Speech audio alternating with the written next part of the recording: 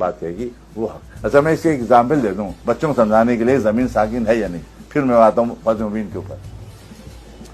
آپ نے واقعات تو سنے ہیں, نبی صلی اللہ علیہ وسلم کی معجزات سنے ہیں. میں ایک واقعہ بتا رہا ہوں, اس کو سمجھنے کی کوشش کیجیے.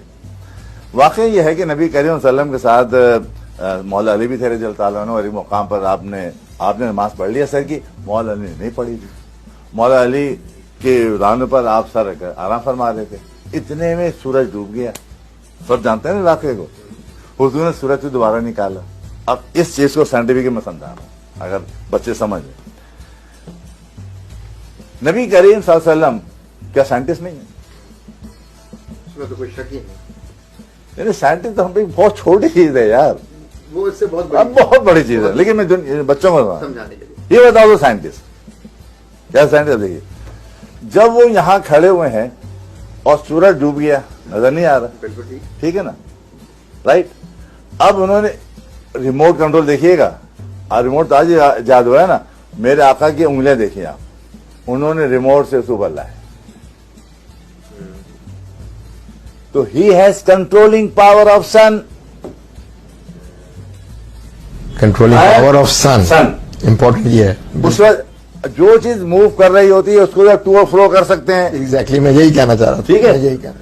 تو اگر نبی صلی اللہ علیہ وسلم یہ جانتے ہوتے کہ نہیں زمین حرکت کر رہی ہے, سورج ساکن ہے, تو حضور زمین کو اشارہ کرتے زمین ٹیڑھی ہو جاتی, سورج نظر آ جاتا. پھر بہت ہی زبردست لاجک اس لحاظ سے کہ جو چیز موو کر رہی ہے اس کو ہی روکا جاتا ہے یا اس کو ہی آگے بڑھایا جاتا ہے. ہوتی ہے بالکل. اور ہو نہیں جاتا. بچوں کے ساتھ موجود ہے کنٹرول, دیکھ لیں جا کر وہ کیا کر رہے ہیں. بچے اس کتاب کو آگے پیچھے نہیں کر سکیں گے. تو اب یہ بچوں کو سمجھا رہا ہوں کہ دیکھو حضور کا عمل کیا ہے کہ حضور نے ایک تو ریموٹ کنٹرول, ایک بات آئی. دوسری بات ہے کہ سورج کیونکہ ڈوب رہا تھا تو ڈوبے ہوئے کو نکالنا, یہ کیا ہوا, یہ ہوا کہ سورج موو کر رہا ہے. تو اس کے بعد پھر جب نماز پڑھ لی پھر اشارہ کر رہے نیچے جانے کا.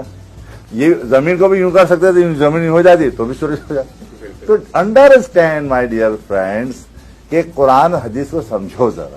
معجزات کو صرف معجزہ نہیں سمجھو, اس کا کوئی لاجک ہے, کوئی منطق ہے. قرآن حدیث کی لاجک ختم ہو جائے گی اگر اس کے خلاف ہو جائے نا. آپ دیکھیں نا نبی کریم صلی اللہ علیہ وسلم کوئی عمل کریں گے اس سسٹم کے خلاف, سسٹم فلاپ ہو جائے گا, وہ سسٹم فلاپ ہو جائے گا. اور ہم نے سسٹم میں ہی رہنا ہے, سسٹم میں رہنا ہے. تو اسی لیے جو موشن میں ہے اس کو آپ نے دکھا دیا کہ یہ موشن میں ہے. تو اس سے بڑا ثبوت آپ کو حدیث میں کیا ملے. اور بھی چیزیں حدیث کی, میں صرف ایک مثال دیتے ہیں بچے سمجھ. اب مولانا احمد رحمۃ اللہ علیہ ایک ملٹی ڈسپلنری سائنٹسٹ ہیں. اس زمین کی حرکت میں یہ صرف فزکس انوالو نہیں ہے, میتھمیٹکس انوالو ہے, اسٹرونومی سوال ہے, بہت ساری علوم سے انوالو ہوتی ہے. اس کے اندر بہت ساری علوم. جب تک وہ سارے علوم نہیں